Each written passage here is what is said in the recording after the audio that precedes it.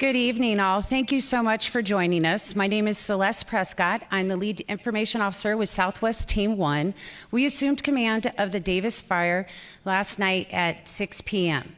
and we will remain in command as long as we are here. But we are also in unified command with Truckee Meadows and the Forest Service. So we are all working very closely together. But the point of us coming in is so that we can manage the fire and get those folks back to their day-to-day jobs. So with that, I want to give you some updated statistics. We are now at 5,646 acres, and I'm so excited to be able to report we are now have 31% containment, and we are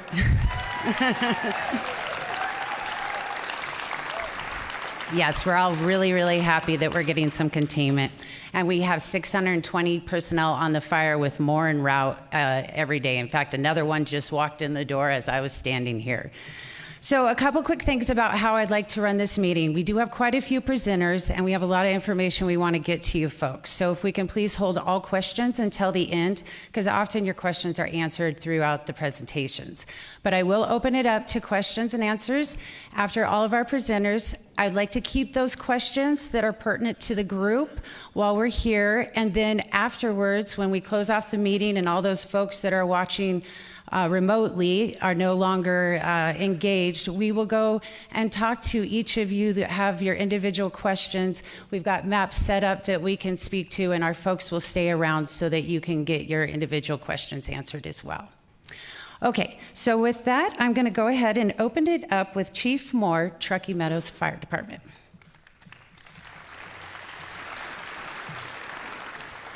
Good evening, ladies and gentlemen. I'm Charles Moore, Fire Chief for Truckee Meadows Fire. I want to introduce some of our dignitaries here. State Senator Lisa Krasner is in the back row there. Commissioner Mike Clark, if you live in this area, right there. Alexis Hill, Commissioner.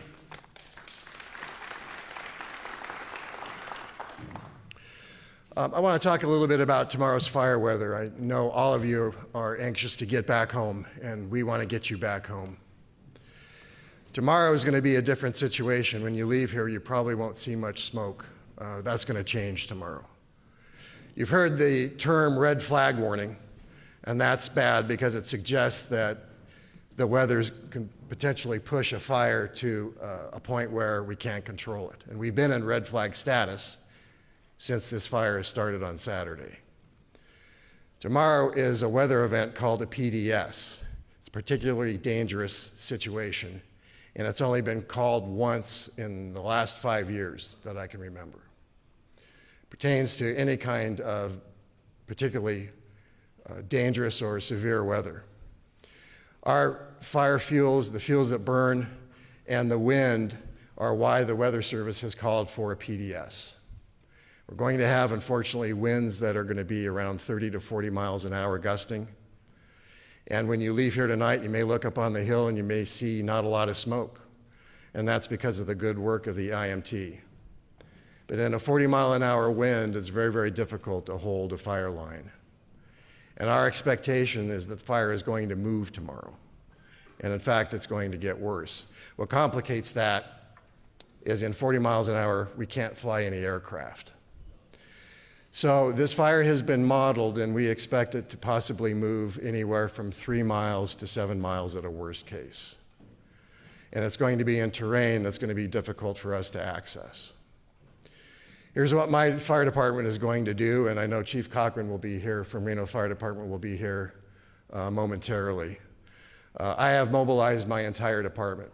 So all 2/3 of the firefighters that are off duty are coming back into work tomorrow, and we will fully staff every piece of apparatus that we have. We have called for 3 strike teams, 2 from the southern Nevada area, from Clark County and Las Vegas. They will come and pre-position here to assist us, as well as a strike team from the Tahoe region. What we're expecting is that we may be, and what we're preparing for, is to be fully engaged in structure protection and also keeping you safe. So while we're doing that, while Truckee Meadows is doing that, along with Reno Fire and our partners at Sparks, We still have to answer all kinds of calls that come in for chest pain or for car accidents, whatnot. That's why we've called the strike teams to help answer those calls that are not related to the Davis fire. So we're going to be as fully staffed as we possibly can, and if this fire does move, we will be on it. I have a feeling that you're all sick and tired of hearing the word evacuation. I see a lot of heads going up and down. Tomorrow is unfortunately going to be one of those days where we're going to have to repeat that message. Tomorrow is going to be very serious in terms of fire weather, and I can't emphasize that enough. The incident commander of the incident management team will be here and talk a little bit about what we expect in the way of fire weather, but particularly if you live up against the slope like Arrow Creek and Thomas Creek areas, we need you to pay particular attention. Some of you are here most likely from Montreux and from Galena and from St. James. Will address that as well. We have lost approximately 14 structures, mostly residential structures. This fire took off very, very quickly, and by the time firefighters even opened up the bay door, they could see the column of smoke. So with that, I just want to emphasize that I need everyone to pay particular attention to the messaging tomorrow, and particularly where you live. If you're in the affected evacuation zones, please take that seriously. It also goes for people with large animals, because it takes a long time, I know, to load up a horse in a horse trailer and move that animal out. This fire could get as far as Huffaker. It could move a minimum, again, to repeat, somewhere around 3 miles. We just don't know what the wind's going to do, the fire weather, but the model is fairly sophisticated in terms of predicting where it's going to go. So with that, I'm going to turn it back over to Celeste, and we'll start discussing the details about the current conditions of the fire, when you can expect to go back home, and what we can expect in the next few days. Thank you.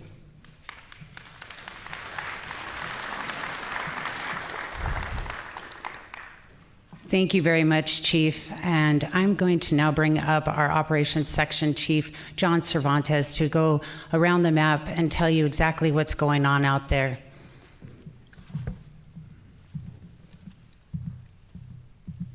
Good evening, everybody.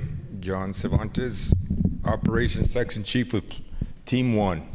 So we'll start over here in Division Papa and Zulu. They're pretty much in the same state. Right now, we've got a lot of good containment around this edge here. The black represents some containment that we put in there, the 31% that we were talking about.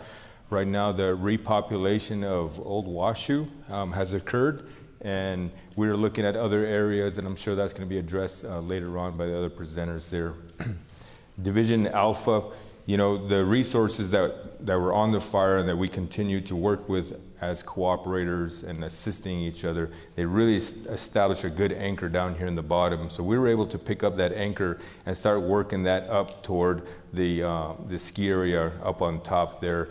Currently, right now, we've got a hand line all the way up into about this location here, then coming off the top main road right there, we did establish some hose lays down in that. It's a really steep pitch. It's taken us a while to get to that location. That's where a lot of the smoke that you saw this afternoon came up right there. Resources did figure out how to take that off safely into that to tie those two pieces together. So this alpha area right here does have some hand line and some hose lays that are in it right now.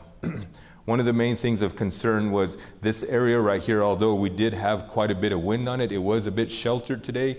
When we started the shift today, we were forecasting some really high winds. And so we were able to get in there with additional air support to help us out in that area. We were able to still install that hand line in there and that hose lay in there. So as we work around the horn here, coming up all the way up until the Slide Mountain Road and the ski area, working over toward the to the residents here, and mainly the Hidden Lake area right there. We do have a series of dozer lines and hand lines that have secured that edge right there, and we're using the main road system as the main holding feature in there. We do have a number of strike teams and engines that are fanned out across that just to hold that and keep that in check. And we did have a slop over spot fire up above on the ridge top, quite a ways up, but we had some retardant line that really helped us contain that. And we did have our entire complement of aircraft available to us, flying the entire shift today, and just working that ridge line right there just to support the firefighters on the ground. It was pretty impressive. We've had a number of supporting resources from outside the state, neighboring states, neighboring geographic areas, loaning their resources to us to help us in there. Continuing down into this Browns Creek area right there, there was a structure that was saved in that area. We were able to secure it and fire around that. It was a really successful campaign that happened down in Browns Creek. Working on up into where you see the DP-80 right here and Tannenbaugh area. Right now, that's where the main concentration of the effort is. It did slop over in one area that we did spend a lot of time. We had to invest a lot of air power, a lot of man crew and crew power in that area just to keep it on that ridge top just adjacent to the Tannenbaugh community right there. We were able to successfully contain that. Right now, resources are, there is a little pockets of unburnt fuel between the containment line and the main body of the fire that they're actually burning out right now, just to make sure that we have some solid black up to a holdable feature that we can hang on to. So that should be complete today and through the night shift. I failed to mention that this is day operations that I'm talking about. Night shift is going to continue that operations all the way into the next operational period. Working around through Division Lima country here. A lot of this good work that was put in here previous to us getting here and us continuing to strengthen some of these containment lines in here and also do some mop up on some of the interior stuff. There's still some snagging that needs to occur there. There's several large trees that were that could be potentially hazardous, so we need to bring those down before we even discuss any of that repopulation back in there. And then working our way back around to Division Papa on this northern part of the fire. It looked really good there. Not a lot of heat was found in there. It is a light fuel area, so it burns a little bit quicker and extinguishes a little bit quicker. So that area is looking really good. Just to talk a little bit about the contingency and our plans that we have for contingency, we did locate a series of ridge lines. If this doesn't hold, that we need to be looking forward, thinking about and considering some of those possible drainages. There's not a whole lot of roads northerly after this. We've got one main road system here and another road system that we can use that's defensible, that we can start working on. But like we all know, it's been a long fire season, and we do not have a robust complement of firefighter resources, and I do appreciate Chief bringing up the tremendous effort to bring the cooperators in to help us out with those surge resources to help build capacity with that. With that said, tonight's operations is going to be a continuation of the day operations, just continuing to work in the Division Alpha area. We do have 3 hand crews that are spiked out in Division Alpha, so they're staying there overnight, so that way they can get up bright and early in the morning, continue to work with on that piece of property, that piece of ground right there. All day long, like I said, the aviation component was a big help today. Because we had favorable winds. Yesterday we didn't have so much favorable winds. Folks that are familiar with this area know that there is quite a bit of lee side winds, eddy effective winds. It's really make it tough for the aircraft to support us the way we need to in there. But today it was actually a really good day, a lot of good air in there. So we were actually able to install a lot of retardant along some of the ridge lines here, along the actual main flanks of the fires, as well as several water scoopers working all in tandem, as well as a number of Type 1 helicopters and the Guard helicopters that were there. So a lot of good things lined up for us today to get us to this state today, looking like we should have, a pretty good handle, at least for now.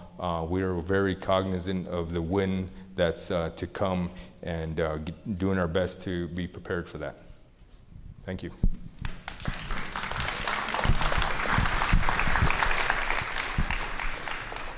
Thanks so much, John. And I noticed we have quite a few people kind of backed up at the door. If you would like, you can come behind me, and there are some more seats over here just so that everybody can see and get all that they can out of this meeting. All right, and now I'm going to bring up our fire behavior analyst, Stuart Turner, and he's going to explain what to expect out there over the next couple days in a little more detail. Thanks, Celeste. So I'm glad the chief got up here and broke that bad news about tomorrow's weather to you and what the fire behavior could potentially be.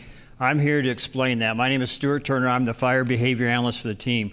What I do as a fire behavior analyst is I predict what the fire is going to do, where it's going to go, how big it's going to get, how long it's going to take to get there. You heard the chief talk about the runs. That's me. That's what I do. I model the fire using computer simulation. So I'm here to describe that. And as a fire behavior analyst, I'm looking at three things on the fire. I'm looking at the topography, the hills, the mountains, the canyons. I'm looking at the fuels. That's the blades of grass, the twigs, the pine needles out there. And I'm looking at the weather. And we have meteorologists on staff. We're working with the local Reno office of the Weather Service to feed us the weather for this fire. Not for the area, but just for the fire itself. So I've got their forecast in hand. It's not my forecast, it is their forecast, but I'm going to give it to you so you have an idea what tomorrow's going to bring. And there's been some changes from what the chief was told, so some of the wind's going to increase even worse than what was predicted for what he was giving us. So tomorrow we got a big red flag day. We have that particularly dangerous situation coming into play.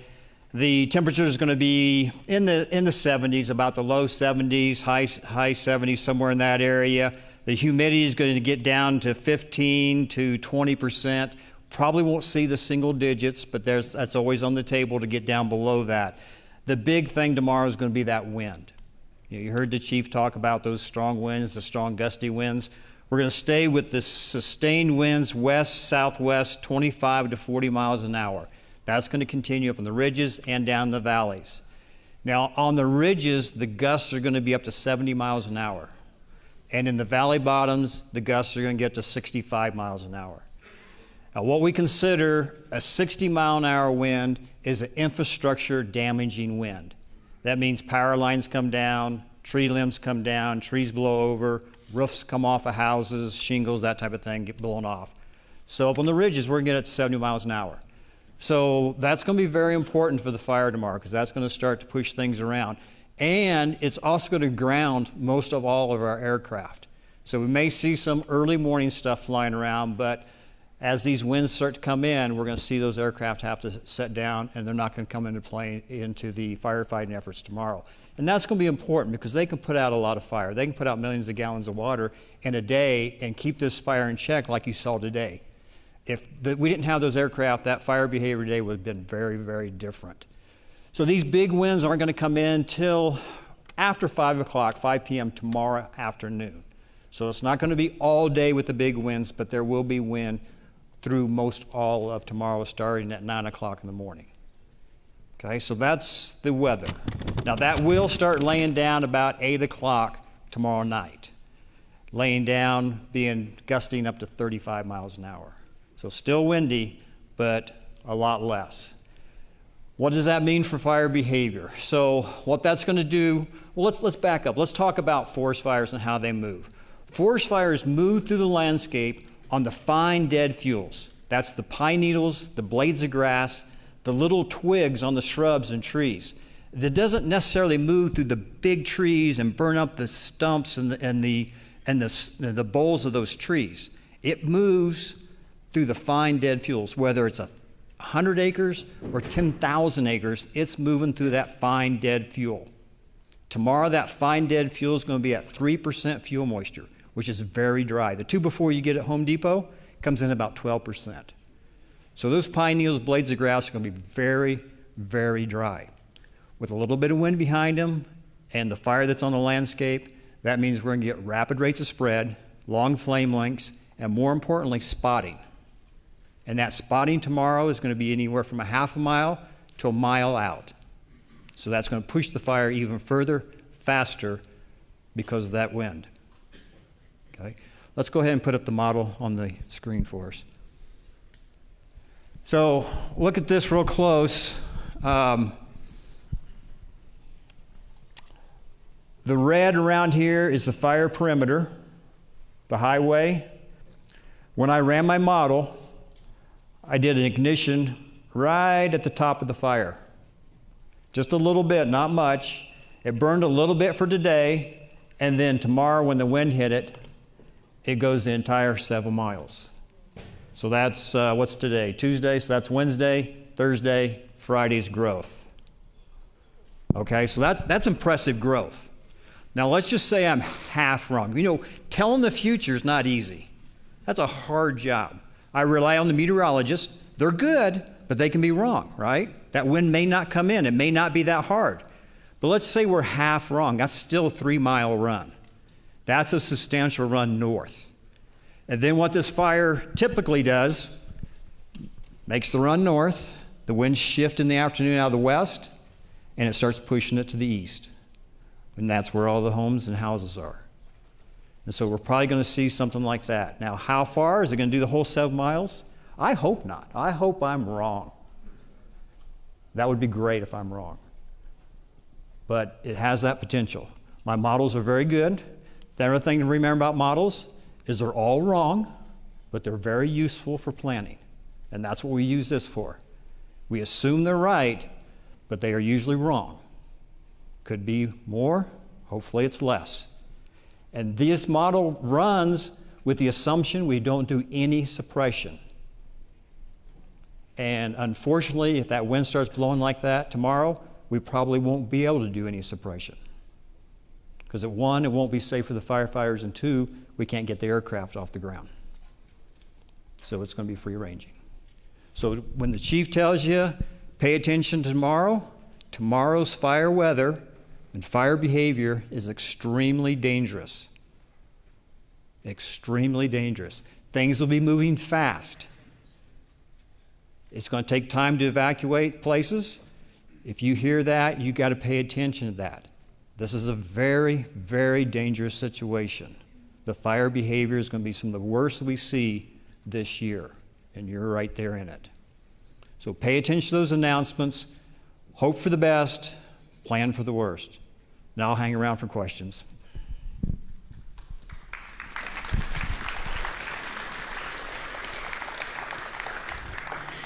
Thank you so much, Stuart. He really does an amazing job at his job. We're very lucky to have him. All right, so next up, I'm going to bring up the sheriff to talk about some evacuation, some current things going on. So Sheriff Balaam, thank you for joining us. Thank you very much. Good evening, everybody. First of all, I want to say on behalf of all the first responders, fire, police, we sympathize for those that lost their homes, and we sympathize with everybody that's been evacuated. Over the last 3 days, law enforcement's made contact with over 2,600 residents asking to evacuate. And as you heard today and you see this model, tomorrow it may get the worst we've seen it in a long time. So a few things I would ask of you. First of all, if you've been evacuated, let me reassure you, all local, state. Yesterday we put a request through the governor's office. The National Guard is here today. They are with us now. So we have assets out there roving your neighborhoods, trying to block as many roads as we can so they cannot get in. So we are protecting those that have evacuated, so when you go back, when your homes are there, you can go and nothing's been looted. So I want to reassure you that. I know that's been out there. A lot of people were worried. What I don't need is people going out into our community on their own and trying to protect their neighborhood. We have people driving around. They're going to stop, especially at nighttime. We had that last night in a neighborhood. So I know you're worried about your homes. Trust me, we understand that, and all of us are doing everything we can. We're ramping up all of our resources, all of our agencies. We're going to mandatory 12s. So we will have everything out there to make sure as fire protects your homes, we protect them from those that may have other intentions. Second, be patient. If you come up to the roadblocks right now, it's at Thomas Creek, and we have everything blocked off there. On the backside, coming to St. James, we have it blocked off there, and we also have it blocked off at Ponye Lane. We may, as you've seen from the map, as it runs north, we'll start blocking more off as it moves north. When you come to those roadblocks, understand they're trying their best. I know you're frustrated. I know you're scared. I know that you have anxiety. So please have patience with them if they try to tell you to turn around. They have instructions to turn everybody around. Yesterday, we had a lot of people, because a lot of people had to get out of their homes quickly, that needed medication, and we were able to do that. Today, we canceled it because based upon the weather predictions and the wind behavior, we did not want to get people up there to get their medications, and then all of a sudden the wind shift and it came down, and we wanted to make sure those air assets were out there dropping all the retardant and water. So again, tomorrow I can tell you we're not going to do those medication runs for now because we want to see what this fire does. What we want to do is keep everybody out so that fire can do what they need to do to keep your neighborhood safe, keep our forest safe. So please, I understand you may need something. If it's life-threatening, please come up and tell us. If there's something we can do, we will. But otherwise, please respect and stay out of the area for us. That's the best you can do. And again, I reassure you, we will have resources patrolling, roving, keeping people out so that your property is safe as fire keeps the fire away from your property as well. And then I'll stay around for that. Just as a kind of quick note, just to show you how much they've dumped. Just our helicopter dumped 135 drops. That's the most we've ever dropped, and that's just one of multiple aircraft. So we can't do that if the wind's up, and we can't do it if we know neighborhoods are in there and neighbors are in there, because then they're worried about that. So please have patience with us.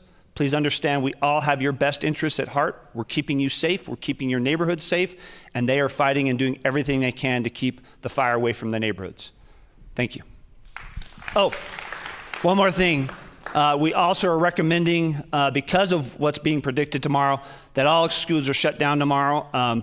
Again, if this runs north and if the predictions are wrong or if they are right, we don't want to have to rush to those schools. Our children are our precious kids and our future, so we don't want them at schools where then we have to go rush and worry about getting hundreds of kids out and parents panicking. So that is our recommendation from law enforcement based upon what fire's told us is close the schools tomorrow. So again, that may cause some other issues with parents, but please understand it's for the safety of your kids and this community. Thank you.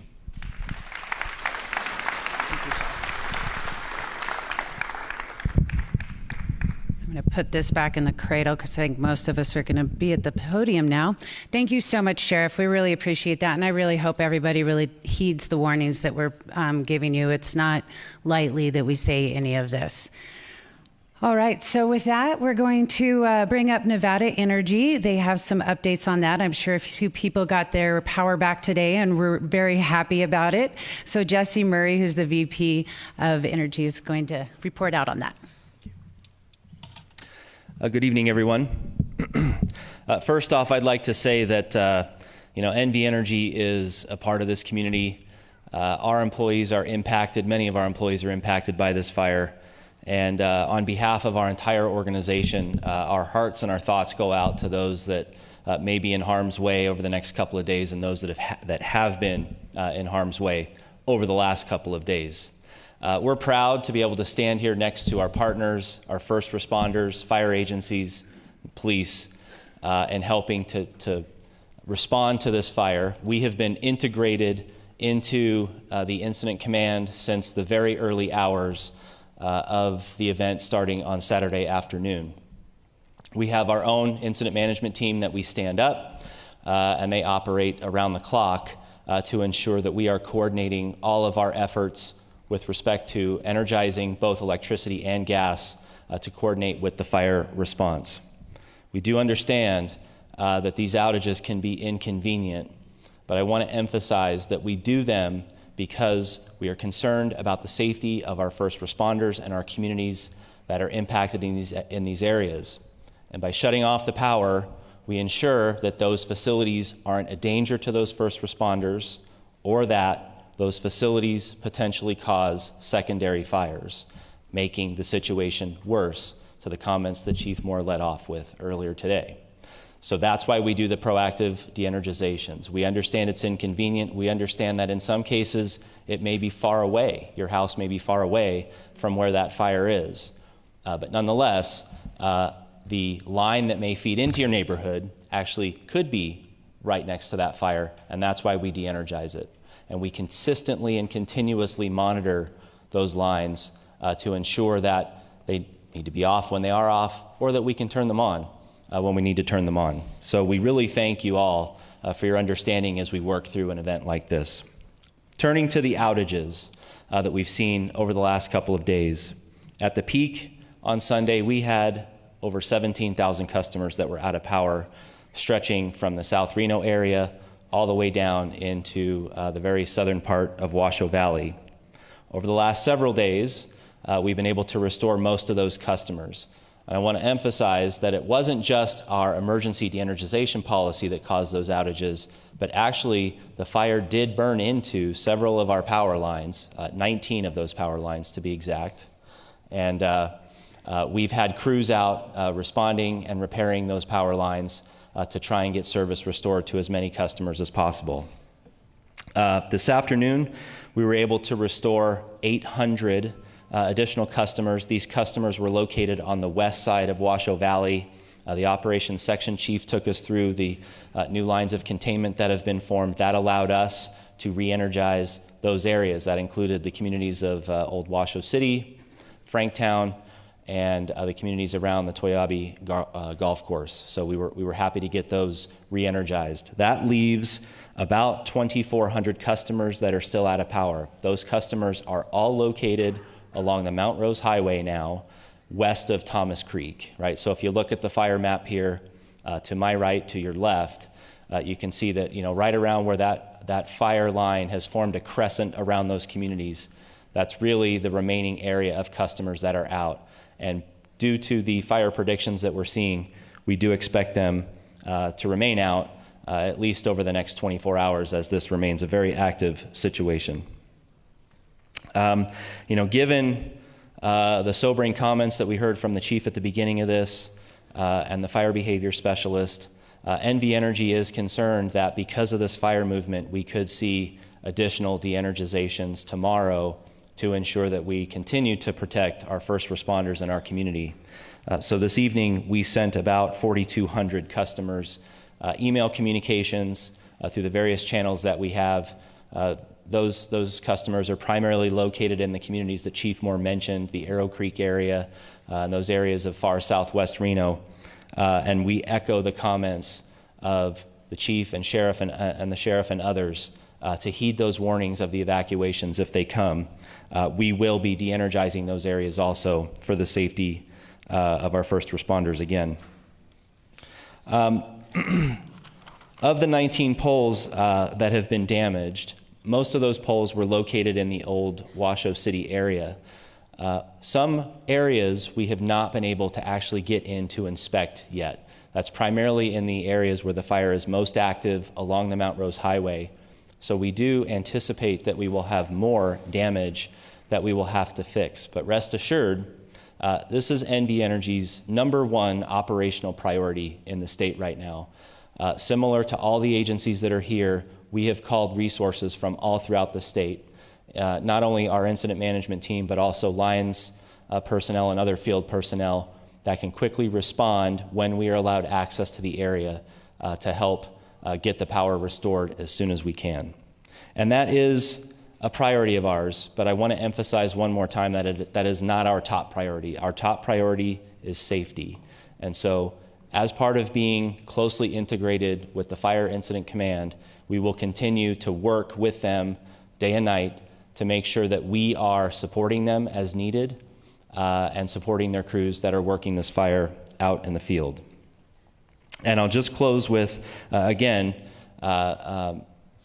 commenting that we share the concern of many in this area when the power comes out for a long time. We understand that there's a severe and major impact, but please understand that we're doing it for the right reasons, and those reasons are for public safety. So with that, I'll turn it back over to Celeste. Thank you.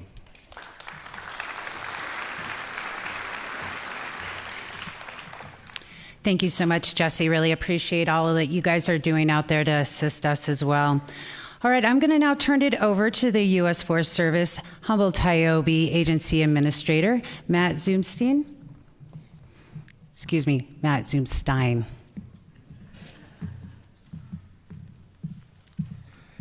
I'm gonna be honest with you guys, I'm a little nervous up here. I'll try and speak to a few points. You know, I think like the rest of our cooperators, I would just like to express thanks to the community out here.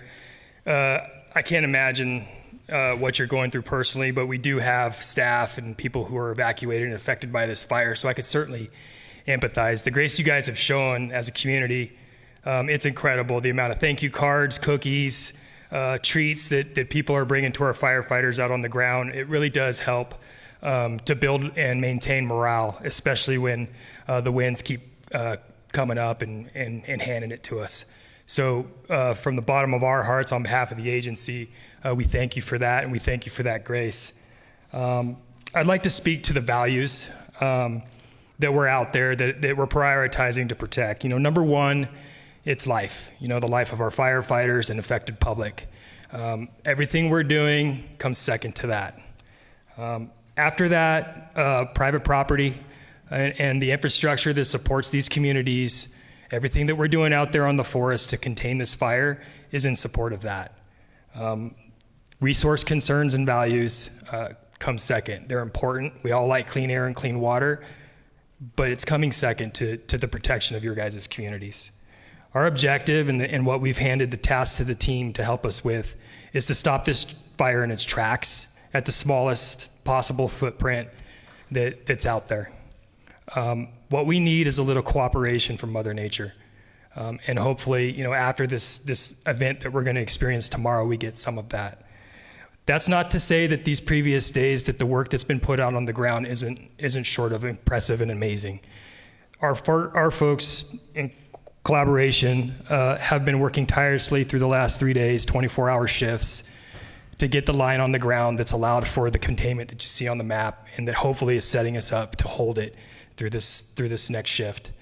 The collaboration between our local agencies and the support that we're getting from the state and from the National Guard, it's been incredible, and it's a source of pride for me here as a local line officer over the Carson Ranger District.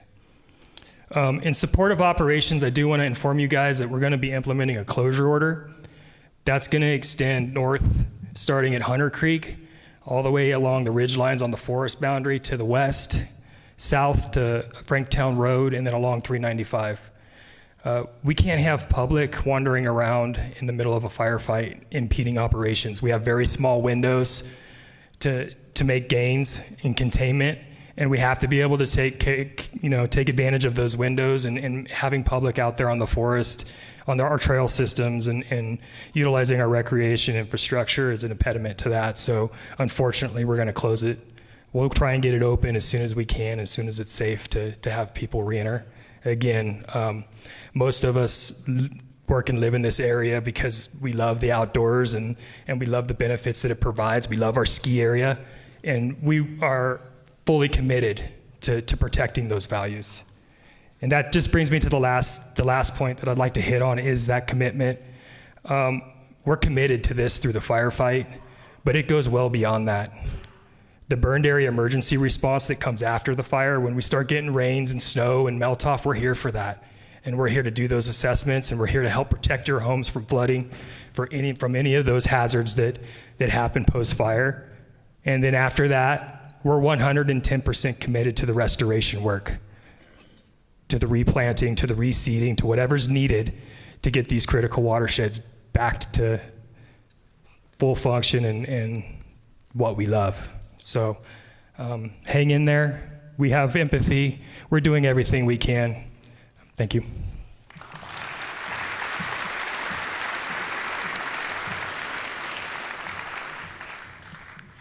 Thank you so much, Matt. And as he said, the Nevada National Guard has been of huge assistance throughout this fire. And with that, I want to bring up Major Barry to speak a little bit on their behalf. Major General Barry. It's all good. It's all good. All right. Thank you for the demotion. I don't know, the governor's trying to tell me something. So how's everybody doing tonight? First of all, just again, and it's been said, and I just want to express this, we so understand what you're going through, and this is not easy, and for somebody who's been through so many critical incidents, you know, we just get through it, and this is when we come together as a community and support each other.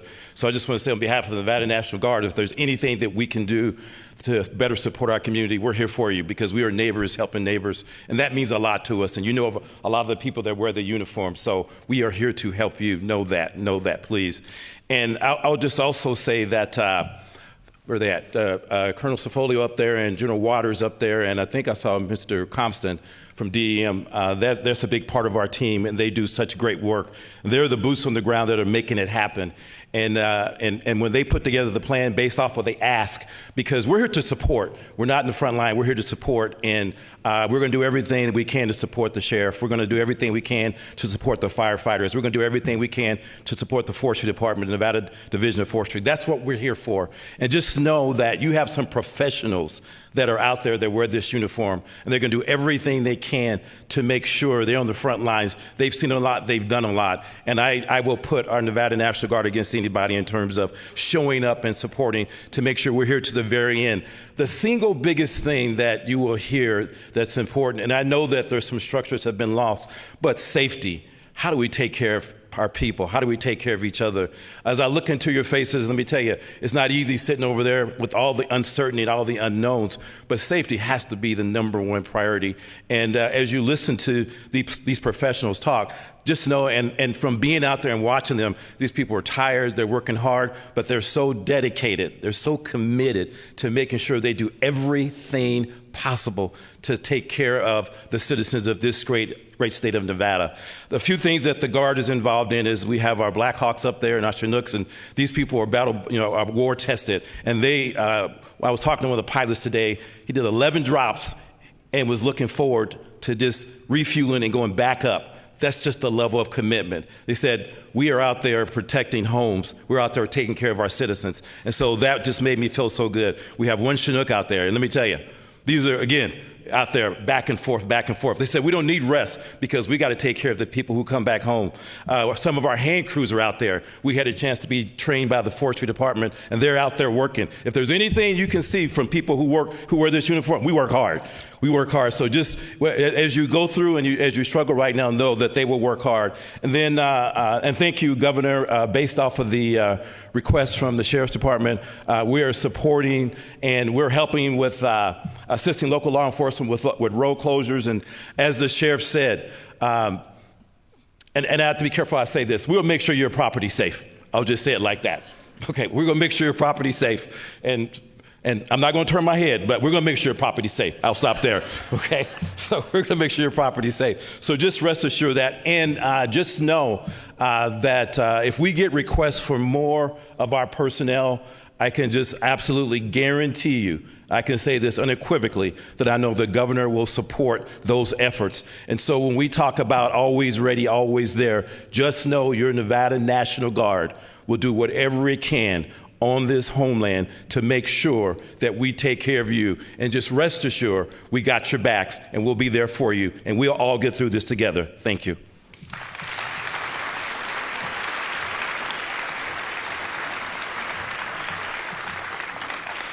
Thank you so much, Major General. You know, I was just trying to take some pressure and responsibility off you. I figured you were busy. All right, so now we're going to bring up our incident commander, Carl Schwope, for some comments before our final presenter. Grab it out of the cradle if you want. You got it. Hey, so a couple numbers here. Rotor wing aircraft dropped 208,000 gallons. Each drop is probably around 1,000 gallons, maybe less, so well over 200 drops from the rotor wing. And you heard about the helicopters that are dropping. The scoopers, 196,000 gallons, that's 140 drops. And then out of the fixed wing airplanes, we had 98,000 gallons of retardant dropped on the plane. And that's a tremendous amount of effort.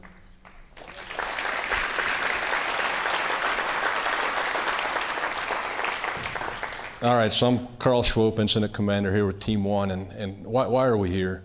You know, sometimes fires start, and it's just a combination of things, where they start, when they start, the fuels, the weather, and sometimes they're just hard to catch, and this is one of those fires, and it hasn't gotten any easier since it started. And so at that time, each of these agencies, they all have day jobs that they serve you. And so we come in to support them so they can also focus on serving you. And so in this case, we work for Truckee Meadows Fire Protection District. We work for the Humboldt-Toyobe National Forest. And we also work for Carson City District Bureau of Land Management. We work in coordination with Nevada Division of Forestry. And there's also a number of other agencies that are extremely involved, some of which came up and spoke here today, and some of which were too scared to come up and talk today. And of course, as being part of the incident management team, this is what we do. We go to places that have fires like this, and we work with folks like y'all have here. And I'm gonna say here, the coordination, cooperation, just the capabilities that these agencies have, that's a tremendous asset y'all have in your community. Talk a little bit about what we're focused on. You know there's fire on the hill, but one of our priorities is getting folks back into homes, trying to get that life back to normal. But there's several things that have to happen. We have to secure fire line. We have to make sure the communities are safe for reentry. Folks got to get power back on. There's a lot of steps there, and we stay focused on that. It's easy sometimes to focus on where the fire's going and where the fire is at right now, where the smoke column's at, but it's just as important to make sure we focus on all of those things and getting fire contained so folks can get back home. We have a lot of challenges ahead of us. Some are external. You know how much fire is going all across the country. The Northwest has a lot of fire. The Great Basin has a lot of fire. That's a lot of resources committed across the country, and we have to compete for all of those resources, the aircraft, personnel, just things like camp support, trying to feed firefighters and make sure firefighters have the supplies and stuff they need. Those are some external challenges that we have. But there's just challenges on the landscape, where the fire's burning at. That's tough ground to work in. The fuels are tough. You're at extreme dryness along the Sierra Front. One of the measurements that Stewart models with is the energy release component. That's how dry the fuels are. Record low conditions, so record dryness. And then you add into that this weather that's coming. And that's what adds to this very dangerous, catastrophic situation. And it happens. And you may say that, well, I live 3 blocks in. I don't live right on the edge of the wildland. But when this fire stands up and runs, that smoke column's going to lay over. Its daylight's going to be dark. You're not going to be able to see. Embers are going to be landing everywhere, dropping a half a mile in catching the grass on the sidewalks on fire, lots, alleyways, natural areas. There's going to be spot fires everywhere. It's going to be pure chaos. So don't be a part of that. The warnings will come out ahead of time. Listen to those. Now, what I will leave you with is, when you came out to this meeting and you looked up there on the hill and you think about how much smoke you saw on the hill tonight compared to what you saw Saturday or what you saw Sunday or what you saw yesterday, you didn't see very much smoke up there tonight. And that's because there's 620 firefighters working day and night to make sure all of these predictions don't happen tomorrow.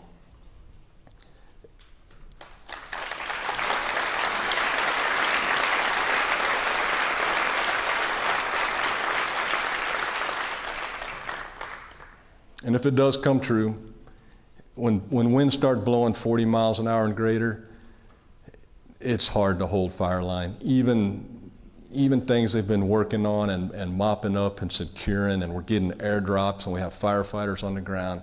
Any little ember, hidden piece of tree bark, you name it, the wind will pick that up, blow it across the lines.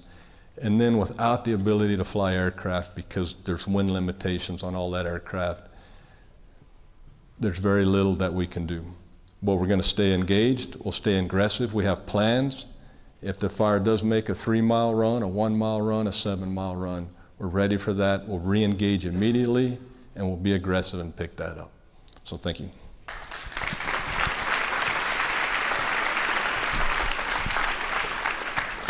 Thanks so much, Carl. And now finally, our last presenter of the evening is your state of Nevada governor, Governor Lombardo.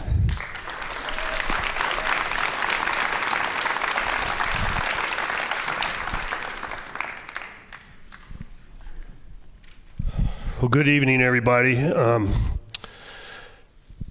Last thing you need to do is hear from me. And the reason I say that is because I don't have the answers.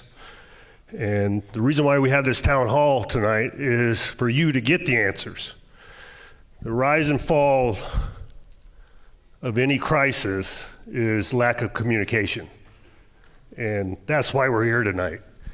And the other thing I want to say is, on behalf of the state of Nevada, in order to get your arms wrapped around a critical event, no matter what it may be, you have to bring resources to bear. And I took it my point as the governor of the state of Nevada to open the checkbook that you pay for to provide you every resource that we can muster to bear to the crisis, as you heard General Barry say. And my condolences to the folks that have lost property and are evacuated and may be evacuated here in the short future after you listen to the experts describe the situation that is going to occur in the next 24 hours. But the most important piece is your safety. And we can't repeat that enough to ensure that everybody understands property can be replaced, but your safety cannot. So that as you leave here tonight and as you get through the Q&A and you have your questions answered, or you have the right person identified that you want to rely on into the future to answer your questions, or you want to complain about, we're here for you. We're not here to shy away and avoid the tough questions. But more importantly, I think it's important for you to understand I'm going to do everything within my ability and authority to continue to bring those resources to bear to the problem. So you heard him say, what was it, 600? How many firefighters are going to be on the line tonight? 620, and as early as yesterday, that was 800. And why is it now down to 620? Because some of the CAL FIRE folks that came in from California to help had to go back to California to address a crisis in their state. And so what is my job? My job is to identify additional resources, because what's going to happen now? Those 620 firefighters are going to reach their limit where they can't work anymore, and they have to be replaced. So I'm going to do my job as the governor, and along with General Barry, and along with the Division of Forestry with Casey there, and our emergency management with Brett Compston, who is sitting right up there. He's easy to identify, he's bald. Oh wait, everybody up there is bald. And you got General Waters, and here's how much the dedication is.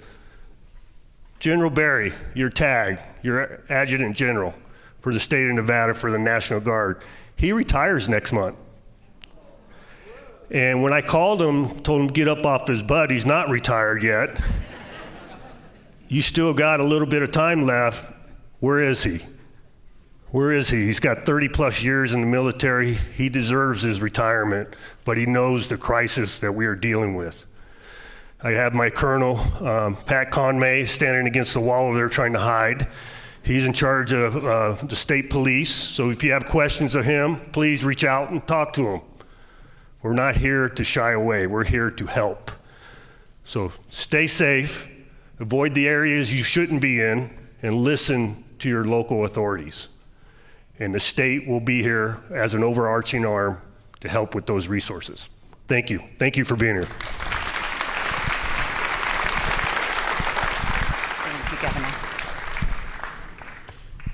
Thank you so much for joining us, Governor. We really appreciate it. So before we go to questions, which we're not going to have a whole lot of time for, I do want to express my sincere gratitude to the DePauli Middle School for providing this amazing area for us to work out of. They've been nothing but absolutely helpful. We have so many cooperators that it takes to make this all happen for you folks. So we really do want to make sure that we acknowledge them all, and we appreciate it. With that, I'm going to ask Chief Moore to come up and help point out a couple places that were mentioned online. Not everybody knew where they were. And so if we can put the map back up on the TV screen here, I'm going to have him help point out a few of those locations. And we will start with Huffaker? Huffaker Lane. So Huffaker is starts about where Longley and South Virginia is, and so on the west side it turns into Huffaker. Huffaker runs all the way to the foothill. So that is going to be off the map a little bit. It's going to be generally, yeah.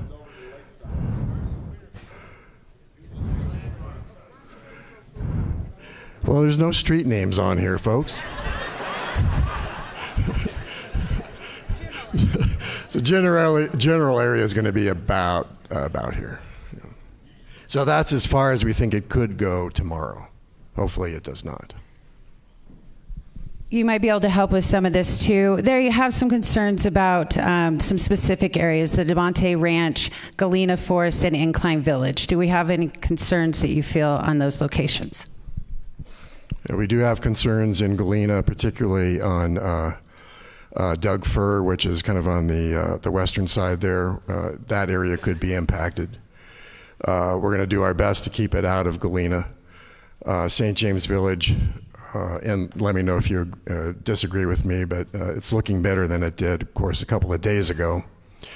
And DeMonte Ranch, I don't have concerns for DeMonte Ranch, but it's largely what we're looking at is it moving through the vegetation on the eastern-facing slope here. And Callahan Ranch is looking good. Montreux, there could be some burn down to Montreux. It possibly could. That's what the model is predicting. So, folks, if we could wait until we can get a mic to you so that all the thousands of people watching online can hear. So if we can wait for those, I'm going to just address these couple areas, and then we have somebody that's going to come around with a mic, and we will definitely get to those, okay? All right. What else? Is that it? Okay. So Arrow Creek? Arrow Creek, where you have concerns for Arrow Creek. And predominantly it's going to potentially burn down to, let me think of some streets there, but all the way down to where the hill interfaces with Zalesi, possibly, yes. Yep, so how many folks in Arrow Creek? I see that. All right, you need to be ready tomorrow. So if we call for evacuations in Arrow Creek, we mean it. So it's time to boogie out of there. Can we put the fire prediction map back up? Let me try to address that. If you can just wait, raise your hand, and we'll get the mic so everyone can hear. I'm sorry, the question was what again? Montreux. So Montreux community is right here, and it potentially does hit an edge of it.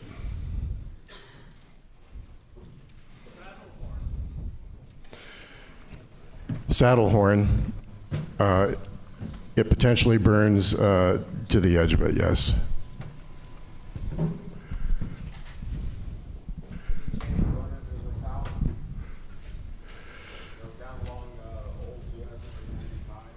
I don't think so. The question was, is it going to burn down to South Washoe? And I don't believe it's going to go that far, no. I had two questions. The first one, the Sky Tavern ski area and the little community around there. Do you know how that's doing? Chief Eisenhagen, are you around? I'm going to bring up, this is Chief August Eisenhagen, who ran the incident for the first couple of days. And he has a little bit more intimate knowledge about what actually is affected. Good evening, August Eisenhagen. I work for Truckee Meadows Fire Protection District. I am the division chief over wildland fire and fuels. I was the incident commander on this from about an hour in until last night at 1800 when we brought in the bigger machine. So that's who I am. What was the question? I apologize. The small community right around Sky Tavern ski area. Okay. I haven't been out there today with the new team, but my understanding, and it's in alignment with where it was yesterday and the fire behavior today, is that it's not in there yet, but it is absolutely still a potential for it to go in there. We have a little bit more on that from John from today. So operations from the current team. Yeah, speaking directly to the Sky Tavern and around the communities up there around the ski area, we did put in several check lines, dozer lines up in that area to keep it out of there. Right now, it is not up against that community, but it's knocking on the door. So that's where a lot of that retardant was applied up in that area, and a lot of the our aerial resources worked on up there today. Thank you. And then I had one follow-up question. Is there volunteer opportunities or anything that the public can help you guys with or do anything other than staying out of your way and staying away? The question regarding volunteering with this short notice is essentially the second part, staying out of the way. I know that's hard to swallow. Truckee Meadows does have a volunteer fire program. I'm in charge of that as well, but that takes time to get trained up and onboarded. It's not sign the paper and go to work today, sadly. We have a question up here. First, I want to say thank you and God bless you to you and all of your crews that are fighting this for us. I really appreciate that.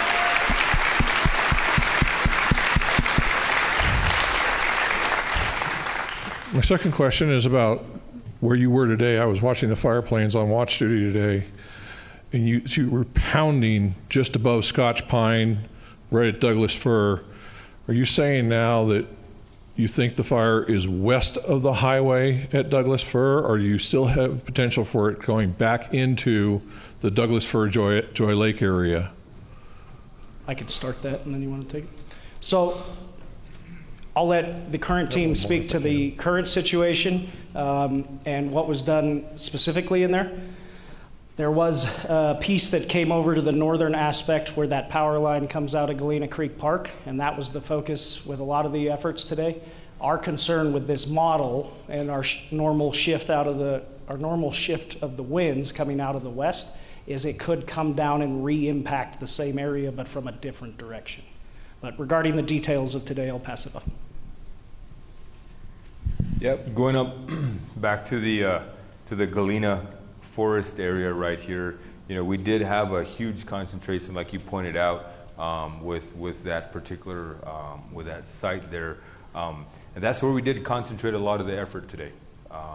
Resources that were in there, we had a handful of hand crews prepping, installing hose lays. Right now, it is still at the main road, the 231 road, or sorry, the 431 road, and it's still being held.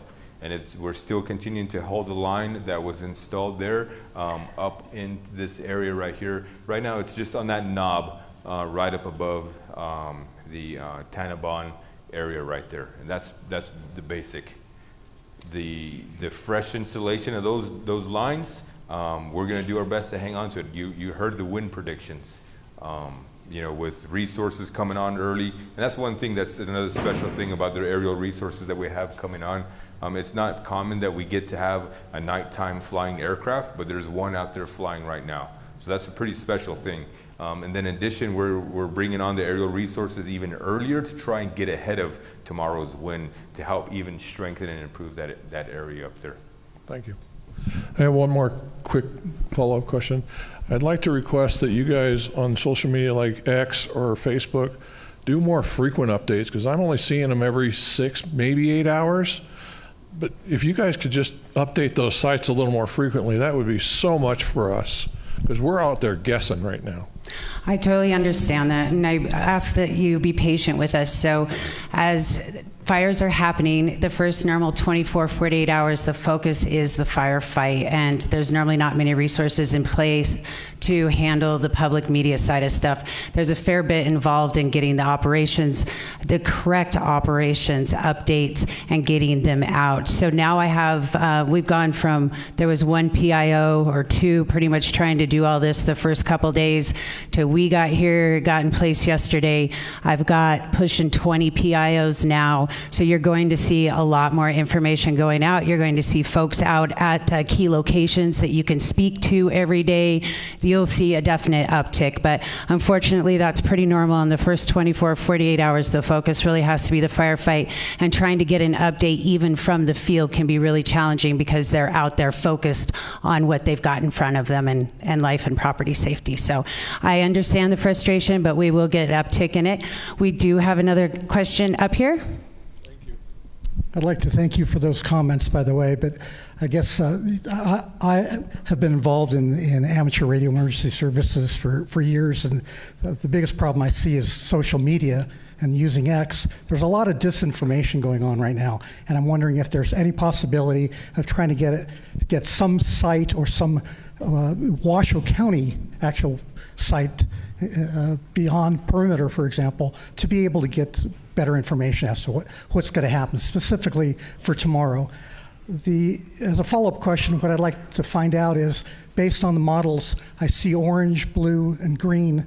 If you can give us any insights as to what probability that is, as well as how far north that model reflects. I'd appreciate that. I think it would be helpful for the community.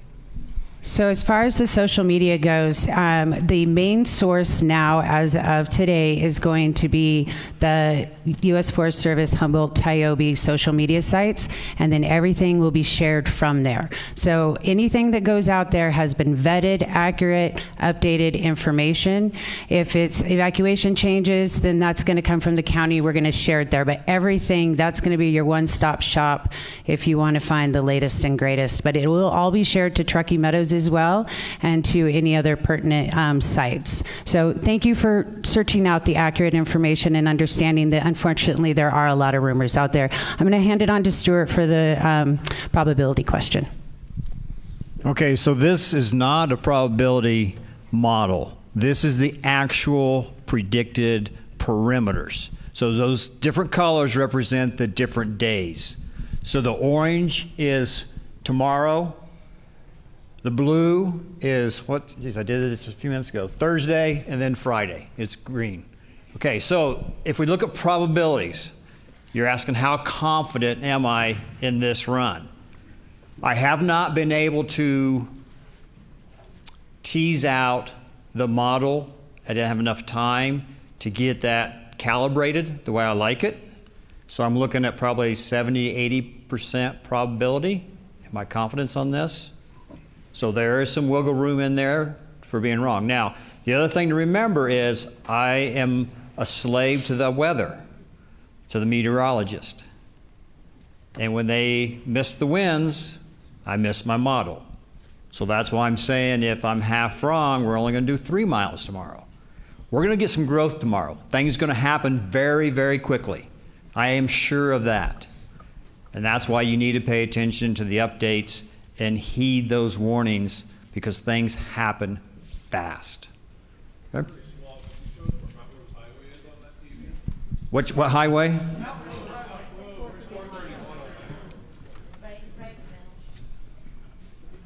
So here's 580, here's the major road. What are you looking for? Right there?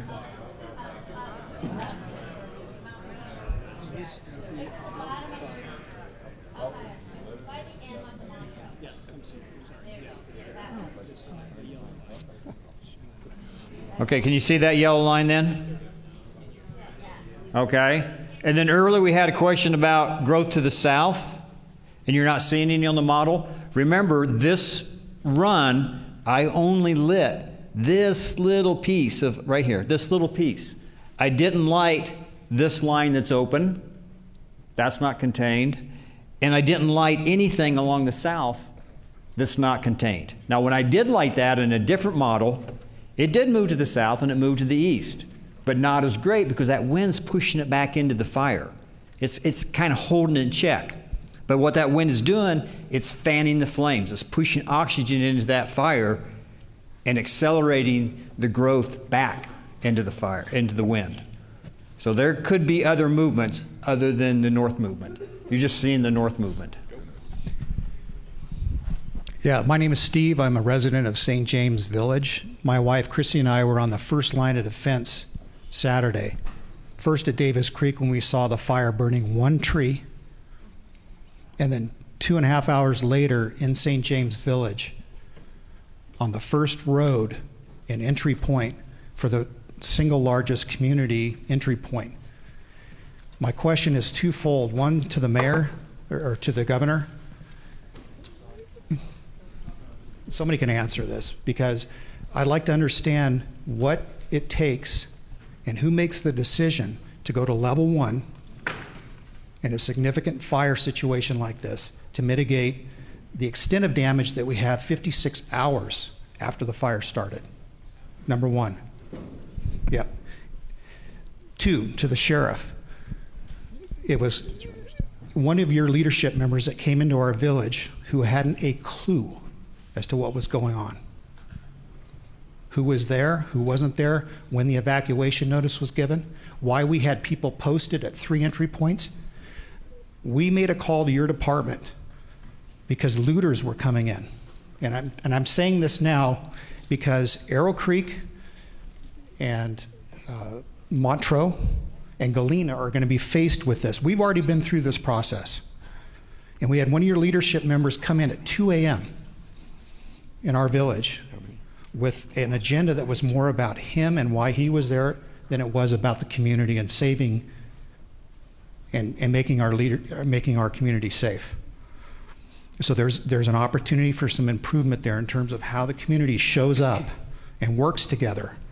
Because there's no question about what you're doing every day in your job and what we expect as taxpayers to have support for our community. No question. When the National Guard showed up today, what are we, day 4? You came in halfway through today. Love it. You guys were awesome. It allowed a lot of us as community members to go to sleep. But it's 4 days later, so I want to know from the governor who pushes the button to say, we've got level 1 resources here that are going to come in, and it's not just about our community. You've got to look at Incline Village and the Tahoe Basin, which you're all thinking about. But someone's making the call to go to level 1. The discussion in this community right now is there's 4 or 5 fire chiefs who had the opinion that it should have gone to level 1 much quicker than 60 hours later. Okay, number 1. Number 2, I'd like to understand what the protocol is, because when we made the call to the sheriff's department, we were told we wouldn't get resources because we were in an evacuated zone. So there may be some misinformation, but I'll tell you what, our community went in to action when we were told we wouldn't see a sheriff in our community because we were in an evacuation zone. So we may be misunderstanding something, but we shouldn't be penalized for putting our community into action to put people at posts and in positions to protect our community from looters. And I'm telling you, you guys are looking at the same situation. Everybody here has concerns about people coming into the community that shouldn't be there. So help us understand what the protocol is. When we call and ask for resources, we told we can't have them. And then you've got somebody coming in to tell us we can't do what we need to do to protect our homes. So I'm a little bit emotional about this because we've been through 4 days, 12 hours of sleep, trying to protect our communities. We've been through it. And these fires are going into Montreux, they're going to go into Galena, they're going to go into Arrow Creek, and everybody here has the same concerns. How do we work with you? What are the protocols? And we're happy to do what we need to do to help and assist. And we appreciate everything you're doing all along the way, from law enforcement. National Guard is phenomenal. The firefighters that we talked to at 2 a.m. in Galena were fantastic. Help us understand. Okay, I'll take a few elements of that. First off, the emotions and the raw feeling of it, I fully understand. And we are here to, like the governor said, engage in that. We don't want to shy away from it.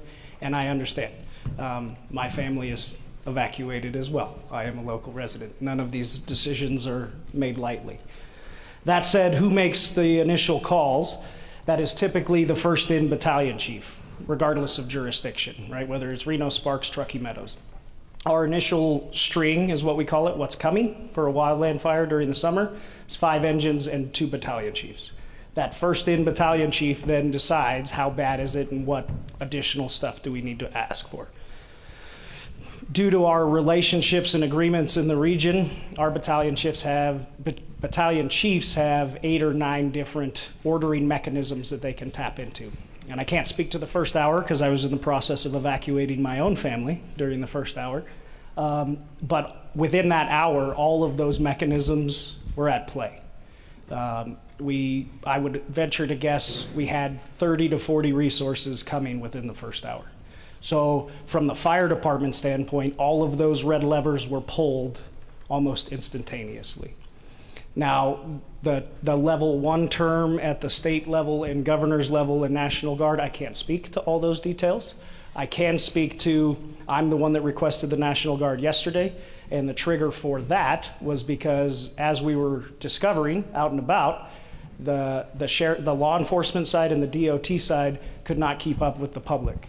We had public running around everywhere. They were finding holes and ways to get in. They were making their own. They were cutting fences and taking UTVs and accessing areas that we did not want them.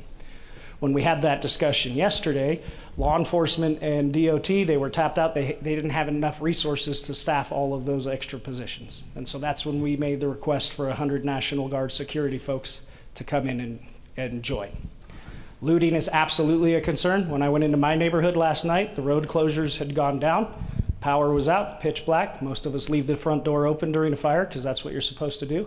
And I'm instantly worried about my house and my neighbors. So I hear you loud and clear. Those are some of the answers. I don't know. Are you able to answer some of the others? What were the other specific questions? It's just okay, yeah, let's move on. No, we can talk about afterwards. The question okay. was asked, and it's just simply about protocol, how we work with the sheriff's department. Okay, so we will discuss this with you after the meeting because there are considerably more. We've been here almost an hour and a half, or over an hour and a half, so we do need to move it on. I understand your concern, but we will get with you afterwards. Just a really quick question. I evacuated immediately. I unfortunately left my cats thinking I was going to get back there.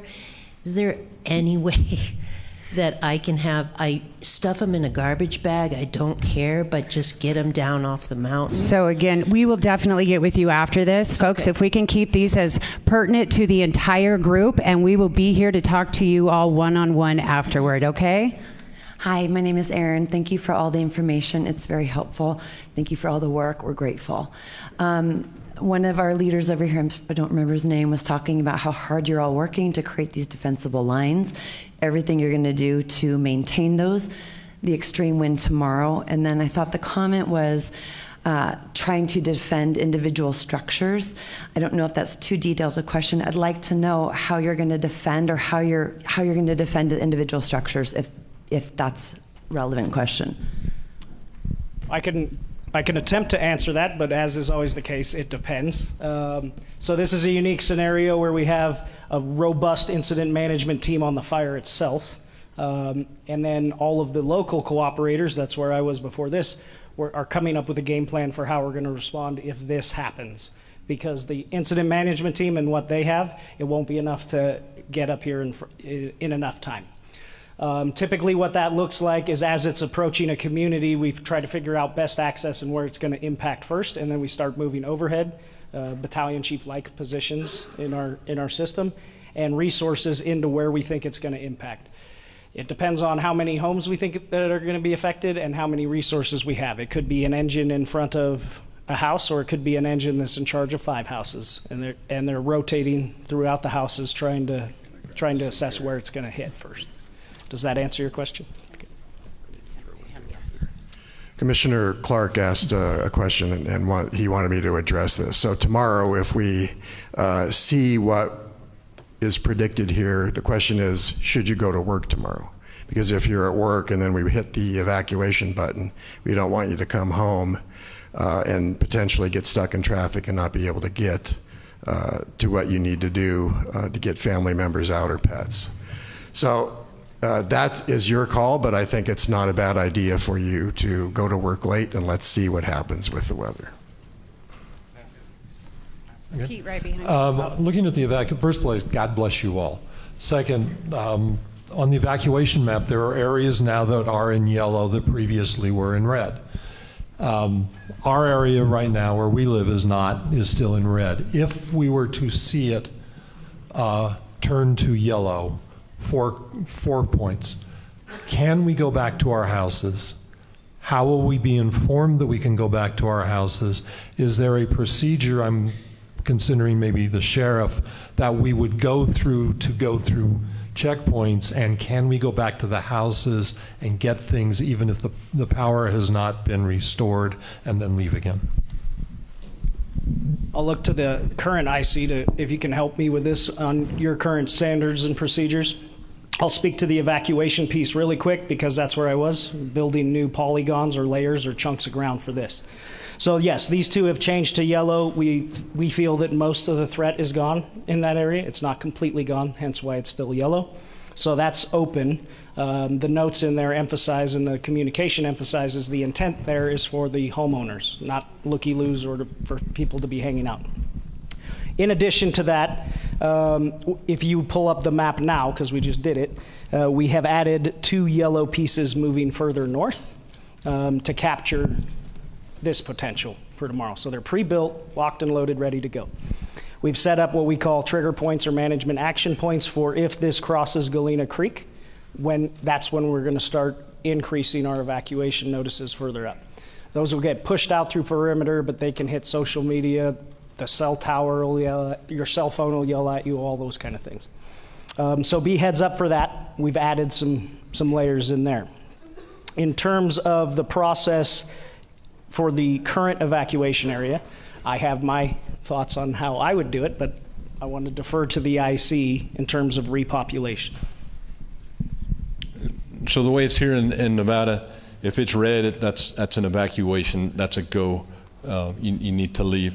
If it's yellow, that's a warning. That means evacuation is still imminent, still could occur, so you still could go red. So even if you go from nothing to a yellow, that means you need to pack your bags, have your medicine, all of your essentials, start planning for your pets. If you have large pets that take more than minutes to move, start doing that in yellow. Start making all those preparations so when it gets to red, you leave.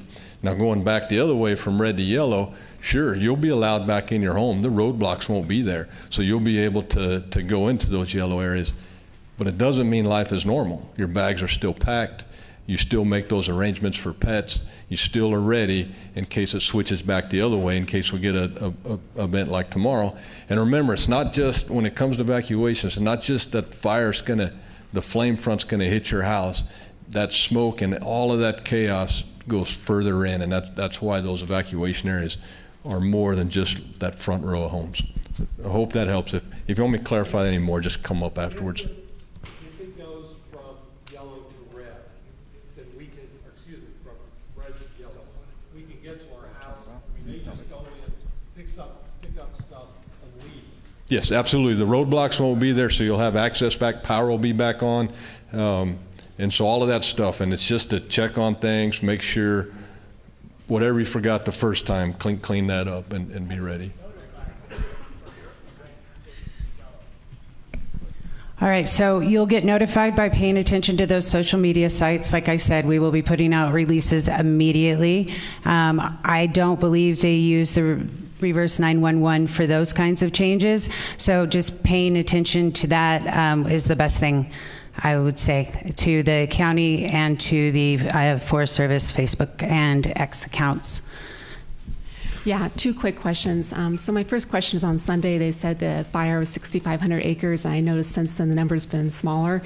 So I'm wondering if the current number is that how much total acreage has burned or current burning. And my second question is, there's been a lot of talk in the Monty Ranch neighborhood online if we'll be affected by this fire. It sounds like tomorrow that's not likely at all, but when would we know that would be likelihood that Demonte Ranch neighborhood could be evacuated? You know, what would we be looking for signs in the news, and how long would we potentially have warning to be evacuated if that could be the case? Okay, so first of all, whenever we release a number of acres burned, that is the total for the entire fire area. And there is adjustments as we get better mapping. We get mapped once or twice a day, depending on availability. As busy it is around the nation, sometimes that's even hard. But sometimes you'll see the number jump up because we're guessing, but we're under a lot of smoke and whatnot. And we're making kind of an estimate to give you something. But then when we get a map, we come out with the actual acreage that we were able to get from the IR flights. As far as how much notice, we try to give you as much notice as possible. We work closely with the sheriff. We're talking to him every morning, afternoon. It's anytime we need to. They are right there involved with us, and we will give you as much notice as we possibly can, but we also don't want to pull the trigger too early. So there's a fine line, and we'll work on the best we can finding that.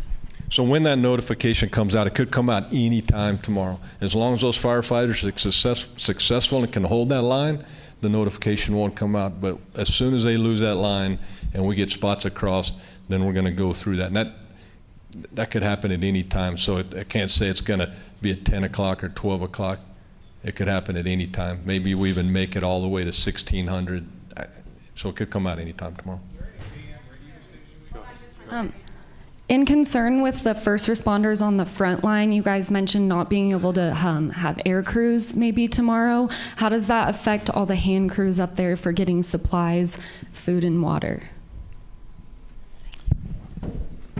So for those specific needs, we're not using any aircraft for logistical support. We can drive everything up. They can take everything with them. How it'll impact them for what we'll say operational support is, you know, aircraft and firefighters on the ground work hand in hand. We need aircraft to cool the fire down. We need firefighters to go in there and put it out. You can't be successful with one without the other, or it makes it easier when they work in tandem. So when those flames start picking up and that fire starts moving as fast as it's going to move tomorrow without aircraft, there's very little firefighters can do. So that's why we'll have to disengage and re-engage in a different area.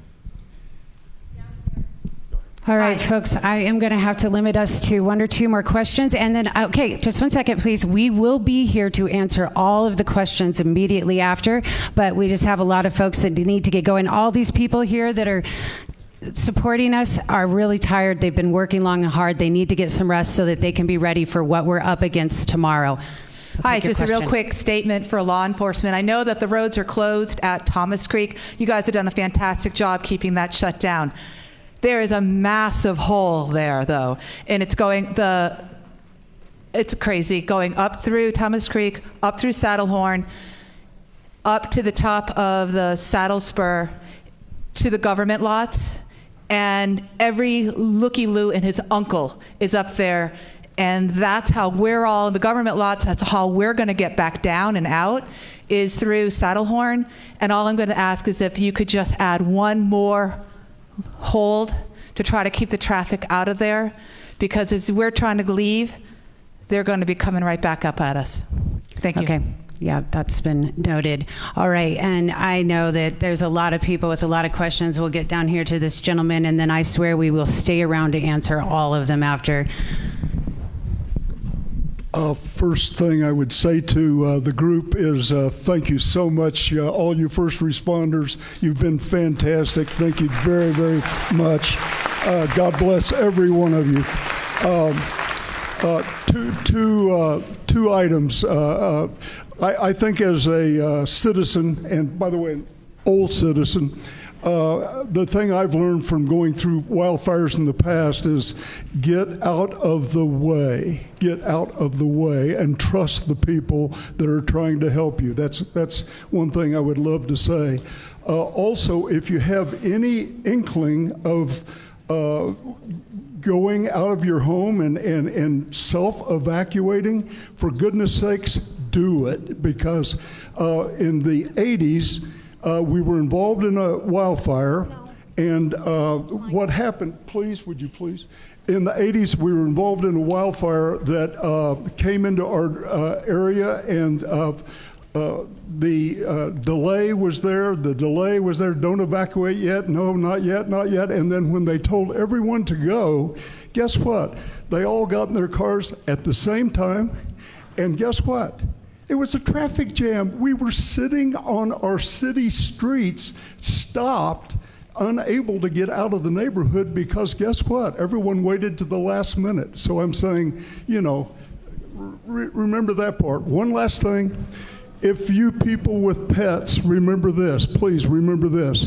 When you call your dog comes, you put him in the car and you drive away.